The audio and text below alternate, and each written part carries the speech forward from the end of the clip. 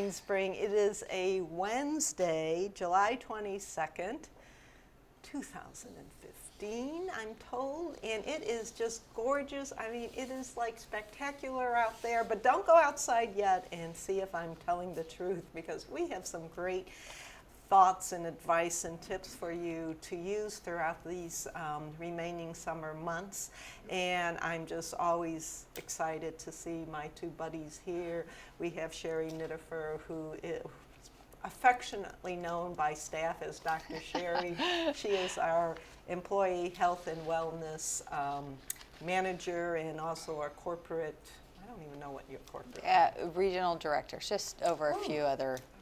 We got the superstar. There we go. We have the superstar. But then next to her, who's wild about safety. Yes. Wild about summer safety, aren't we? Seriously. We are, is, of course, Juanita Coons, who literally just ran in here from the her class at the shuffleboard room in Village Square. That's right. And so, but we're going to talk to you about some things you need to be concerned with when you know, you're exercising, and not even just exercising, just to keep you healthy during these next, what do we have, a month and a half maybe? I can't believe not it's long going enough. So. Not long right. enough. Long enough. I love the summer. So as always, we're going to start with Sherry, 'cause I always put her on the hot seat the first time. If I said to you, what is the number one thing that maybe people come to you during the summer in terms of maybe injuries, or, you know, that really is just more summer related in terms of health concerns? Well, we get a lot of summer colds, you know, summer colds, because allergies are still not gone. So we just get rid of the dust and dander, and then we're going to get hit into ragweed and that type of thing. But I think some things that come in that we can't really do much about is when people come in with some sunburn. That's what we can't do much about. Or a lot of fatigue during this time of year, and they don't realize that it's a lot from dehydration just from being out in the sun. I mean, the last 2 days, perfect example. I mean, you know, anybody that's walking outside, and you know, a lot of us just like to walk outside, but we have to drink more water than what we've normally been drinking. So it's really takes a really cognizant effort to do the right thing during these summer months, especially. So hydrate, hydrate, hydrate is just kind of the clue for the entire year, right? I mean, every day. Yes, like relocation, when you say it's location, location, location, when you buy a new house, it's hydrate, hydrate, hydrate, yes. And does it matter what we're hydrating with? Normally water is really the best thing to drink. Tea is, even though it's made with water, is kind of a dehydrator, and so is soda. Caffeine is a dehydrator. So water is the best thing. If you're going to be out and, you know, in sports activities, or even some of our grounds workers that are out there a lot, sometimes they can use some Gatorade, or Pedialyte is really better than Gatorade. It doesn't have as much sodium, and it won't cause you to have as much diarrhea. But you know, that's for really excessive play or being outside. Now, when my son was running, or he still runs, but he at one point, his coach was saying you shouldn't take straight Gatorade. If you half it with water, it's actually better. So is that something that you would advocate? Same type of thing. And like Juanita just said, it's also the sugar content in those drinks. But the sodium content can actually give you some diarrhea. But Pedialyte is a really great product. It doesn't taste as good. I was going to say it doesn't taste as good, but sometimes if you mix it with you know, a little bit of maybe some sparkling water, that the little sizzle kind of takes the tartness away. But it's a better product. But again, you're really talking about somebody who's going to be outside, active all day. For the normal person that's outside or walking, you know, water is perfect. So, and I know there's all these controversies now about how many glasses. It used to be 8-ounce glasses a day, but now they're saying, or does it matter? I mean, well, I think what happens is as we grow as a community, we find that we can't get people to drink 8-ounce glasses of water. So we lessen that to be a little bit softer, so that we say, well, it's great if you can get 6. You know, it's great. Water is just such a great tool for you. I had somebody in the office yesterday just saying, you know, I noticed if I drink three bottles of water a day, my skin just looks so much better. So it's just as little as hydrating your skin. It's really amazing all it does for you. We just had someone, because of the lights, you know, the electricity going out, someone was in the weight room, didn't really exercise that much at all, but fainted. And it, again, once we called 911, she can't take the heat. I mean, she just said, I can't take the heat. If you can't take the heat, then on TV you just saw, stay out of the heat. You know, there's no reason to be in the heat at all. And maybe no reason if you're very susceptible to heat. If you've had a heat stroke in the past, you are more susceptible to the heat now. So you need to drink more. And as we get older, she hadn't been drinking any water. She goes, well, I had a little headache. Well, of course you're going to have a headache. You're not hydrated. That's one of the first signs, is a headache. Well, that's what I was going to ask you next, both of you. So what are the signs when you really, that should alert you that something is a little bit further than I'm just a little thirsty? Well, it's too bad. You know, it's not like we have a little thermometer on our arm that says, "Oh, we're heating up, we're heating up," and it doesn't come on that 1 second you're fine, and next second you're, you know, the signs are really huge. The signs are really huge when you're in really big trouble. Yes. But they're subtle. They're like the headache. They're like the loss of sweat. Mouth. Yeah. You know, all of a sudden you're really hot, but you're not sweating at all. That's a really big sign. Yes, the dry mouth. The dry mouth. We can tell when people walk in, when we say good morning, and if they're, you know, having trouble, their tongue just seems too big. Hey, how about a drink of water? I mean, we're water pushers. The water's right there when you walk in. You need to drink before you work out, and we try not to let you leave without a drink. Because you need it. As we get older, our thirst mechanism isn't as, what would you say? Sensitive, right. So you could be dehydrated and not really be sensitive to that. Children, and as we get older, we're just not as sensitive to that. So you just need to drink more. Absolutely. I know, I think I must have said this on other shows that we've done together, but I keep a big, tall glass of water at my nightstand now, and before I literally rise out of bed, I start drinking. And it actually makes me feel like, oh, I didn't have a rotten night's sleep. Because that, you know, people don't realize when they're sleeping, you know, you're not drinking, at least I don't drink hopefully when I sleep, and you go through that period of 6, 8, 10 hours of nothing in your system, and having that burst of water right off the bat kind of kickstart the whole day for you. Absolutely. So, all right, so we talked about hydration. You mentioned a little bit about sun, and Sherry, you said the big complaint is sunburn. Now that's something we can all prevent. Right. Love those preventable things. So yes. why don't we talk about prevention and then talk about what happens when you do get sunburn, any advice in terms of what you can do? Well, the most important thing is sunscreen. And now even our makeup has some SPF in it. So I think that sometimes that's a little bit confusing. We have UVA rays and UVB rays. And in the past, we only covered for UVB rays. But the FDA now has all sunscreen has to have coverage for UVA and UVB. But the SPF on the bottle is only telling you the screen protection for UVAB. There's really no level for UVA yet. And UVA so is one worse than the other? Well, we used to think that UVB, because that's the one that causes the sunburn. UVA rays, which usually don't cause too much sunburn. This is also the rays that are in the tanning beds. These actually penetrate into your skin a little bit further. And for all of us ladies that we don't like wrinkles, they say that it causes 90% of the age-related changes to our skin are from UVA rays. So if that doesn't get you to put on sunscreen, I don't know what will. So 15 is great. 15 gives you 93% protection from the sun. If you want to do more, 30% SPF only gives you 97 protection.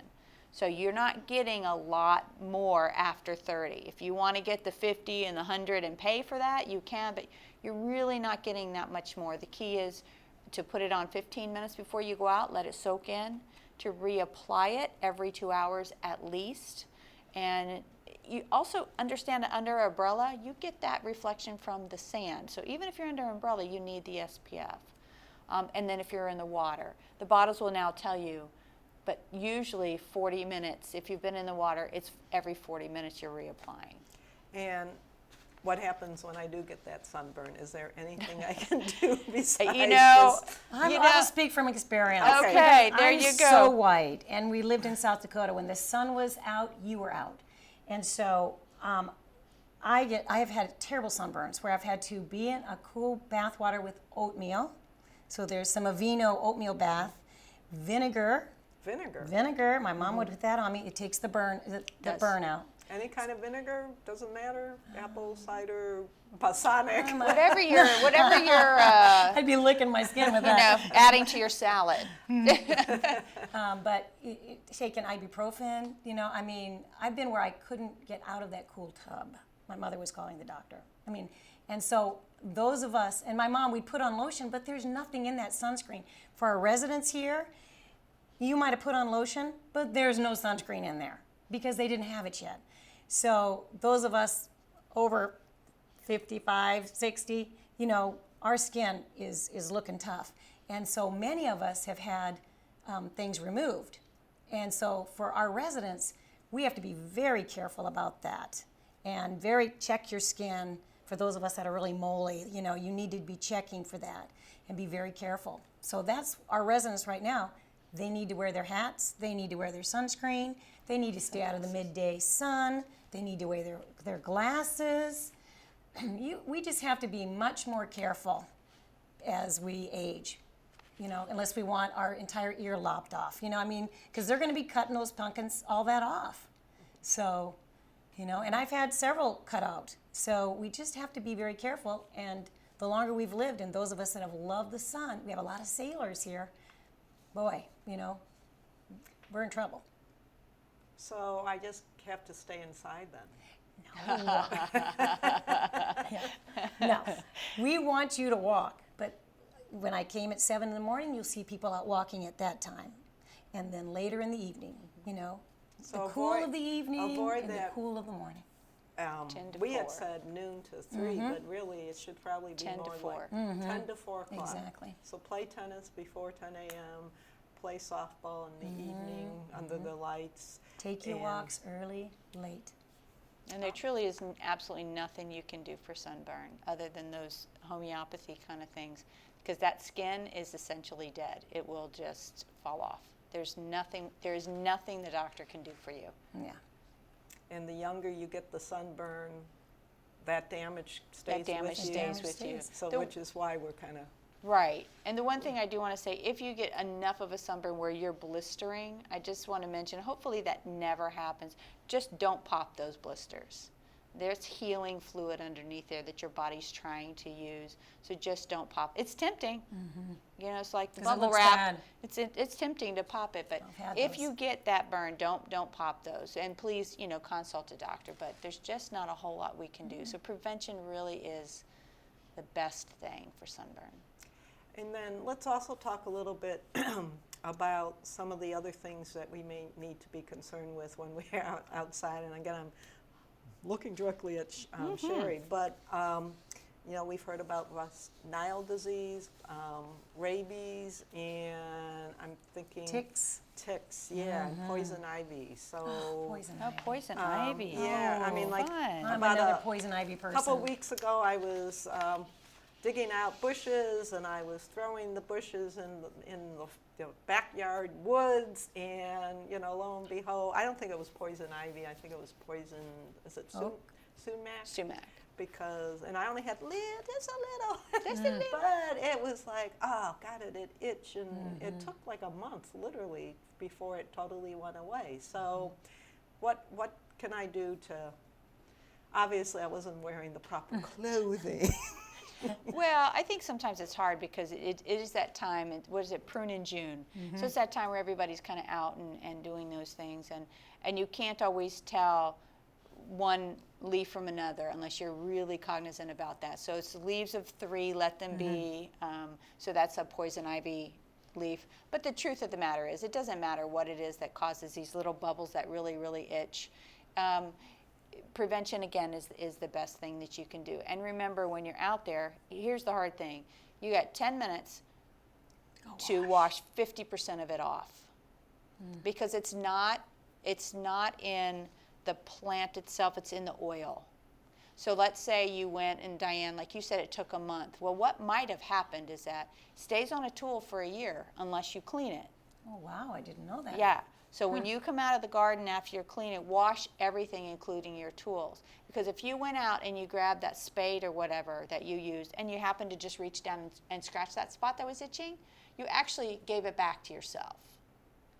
Because it's going to run its course. Now, there is something that doctors can do for it. If it happens to be that it's severe enough, we can certainly give you some steroids, but that, of course, comes with side effects, too. So we try to prevent it. But the idea is that just remember, you just have such a short time. And don't come in and then have dinner. Come in and take a shower. Wash your everything, clothes. Including your gloves. Make sure you're wearing gloves outside. You know, because it is hard to go out in the garden when it's hot, and to wear a long sleeve and the hat, and you know, to cover up, just going to make you hotter. So sometimes you're out there in shorts and a t-shirt, but just be very, very careful. And I haven't really heard much about West Nile disease. Have not heard about summer, that So this that may be, summer. I don't know. Is it But now because that you Yes. mentioned it, You're right. Sorry. Knock on now wood. that you mentioned it, tick bites you mentioned a little bit. I do want to talk about just a little bit about that. It takes, just so everybody knows, it takes 36 hours for that tick to be attached for it to cause a problem. And even then, the risk is pretty low. However, the tick size is important. So if it's a poppy seed that you see and it's a brown tick, that's probably the deer tick that spreads the Borrelia or the Lyme disease. If it's bigger, if it's the size of a pencil head and it has any white markings on the back of it, that's usually a dog tick. And so that's probably not going to cause you trouble, although they do cause Rocky Mountain spotted fever. But again, that's a bite and not necessarily an attachment. So if you find a tick, the biggest thing is, what do? Do we light a match and put it on its backside? Do we pop it? What exactly do we do? Tweezer and pull it out. I come to you and say, you take it out. Right. That's what you're That would be what supposed I to would do. Put the tweezers on it and gently pull away. Don't yank. And once you get the body of it, don't squeeze or pop that, because the infection lives in that blood that's in there. Does that make sense? Mm-hmm. So this Borrelia lives in the gut of the tick, and it's not active until they feed on a host. So it takes them 36 hours to make that active. Okay. So I can't dump like alcohol on it. I'm talking about rubbing alcohol here now. It's not gonna do anything. The best thing to do, you just flush it. If you can just flush it, just get rid of it. No, I mean like on your when it's skin dry. after So the the bite? problem with doing something like that after you get it off is that you're irritating your skin. So if you want to do something to the skin, first of all, make sure you get the head out. Once you get the head out, if there's any this sounds so gross, body parts in there like a leg or something, don't go digging, because you're going to cause infection. Put a little antibiotic ointment on top and be done with it. And then, if you have 80 to 90% of the people that are infected with the Lyme disease will get that circle around it called the bullseye, right. or the erythema migrans. I did bring a picture. I don't know if anybody can see what that looks like, a color picture. But it really will look just like that. And most people will get one. Some people will get more than one if they have, but that's what that looks like. And 80 to 90% of the people with Lyme disease will get that. So that's kind of a good tool. And to it's use. where the bite was. Usually where the bite was. So sometimes it could be in an area that you're not really conscious Like of your looking at. head. It's hard That's to do why you want to that. wear hats. Right, and do a scan. I know my brother-in-law was out looking at a new property in Maryland last week, and he came back and he pulled off 20 ticks off of him. Oh my Because he was gosh. walking through the woods. He goes, Sherry, I didn't have the right stuff on. I didn't have my long pants. I had my shorts on. I didn't have my high boots on. He didn't And buy that and property, did he? He did buy it, so I'm not sure what he's going to do about that. But So anyway, so it's just really important to wear the right equipment, do a tick search when you get back. Can I just like Yeah, go like this when I'm absolutely. done? And that should take care of it because they're not going to They're not- hopefully have Right. embedded into my Embedded. skin. And remember, they need to feed, just the worry is always, oh, I got a tick bite, I might have Lyme. It has to be on for 36 hours. That's a long time. That is a long time. So if you're doing a good head-to-toe search when you come out of the woods or outside, you should be okay. So let's move to the Yes. wild about safety. So, Yes. so I do want to exercise. How do I do it safely so that I'm not going to get dehydrated, get heat stroke? I mean, I'd like to be outside. What are your Well, thoughts? I was here early in the morning and I see the 7 o'clock walkers. They're walking early. They're wearing their hats. They have a walking stick. They go in groups, and that's a very good thing to go in groups. Some of them had like a little belt attached with a water bottle, or they're carrying it. So there are people to walk with. Have a partner, have a hat, have some water. I would say carry your phone, just in case, and walk at a nice pace. Like we mentioned before, go early in the morning or later in the afternoon. And our gardeners do that too. They're out there bright and early in the morning because it gets hot over there in the garden area. So don't garden in the midday. From 10 to 4, stay in. And if some people say, I'm not a morning person, but I sure like to walk, then walk inside. Normally we're very air conditioned. The other day was just, it never happens, but otherwise it's very comfortable inside. Okay. And is there any activities that you would maybe push more in the summer than other times of year, or avoid maybe?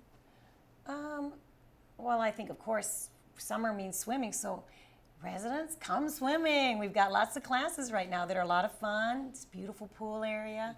The water's just a great temperature. Lots of friends there. Come swimming, cool off. All right, You know? great. And for those who are still playing softball, just keep. Again, I would not play during the midday. There's just no reason. You're really asking.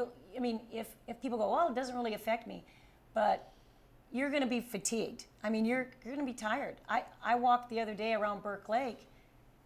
I was wet with sweat, and it wasn't a fast clip. It was just so humid, and I drank water before. I drank water afterwards, but I was so tired I had to like take a little cat nap. It's exhausting. The heat is exhausting, and there's just no reason to be that way. Because you're going to have. Right now is when you're traveling and you have visitors coming, and you just don't want to be so tired. All right, so we're going to go through the, one thing you want us to remember routine. So Sherry, one thing you want us to remember about summer health. I'd say wear your sunscreen. Wear your sunscreen. Yes. Okay, and apply it a lot. Not Apply it just- at least every 2 Don't hours. just You carry can't. it. You cannot Put it on. You cannot over apply it. I will say one thing, because I know we have a lot of grandkids that come and visit. So and sometimes we like to use the spray for the kids because it's easier and they're not so antsy with it. So one of the things they have found is that you need to put the spray in your hands and then wipe it on the children because the children are inhaling the vapors. So it's better to put it on your hands and then put that on their body, and that's a better way to apply it for children. All right. Yeah, there are a lot of grandkids coming. Yeah. And one thing, I would say drink, hydrate, non-caffeine. Water, Yep, drink water. no wine. oh well, we A did- little bit of wine's okay. Just a lot of water. A lot of water. A lot of water. That's so funny. we didn't. We have just a minute, so we didn't really mention alcohol. We did say to avoid soft drinks and caffeinated drinks and carbonated drinks. So avoid excessive alcoholic drinks. Yes, yes. I think Notice you I put said that except- you put that very, very well. So, but a glass of wine or a glass of beer, even though beer is a little carbonated, that's probably okay. Yes, it's okay. Just continue to drink your water. So That's, drink it you with know, water. Yeah, that'd be a good idea. 1 glass of wine, a glass of water. All right, I can do that. Okay.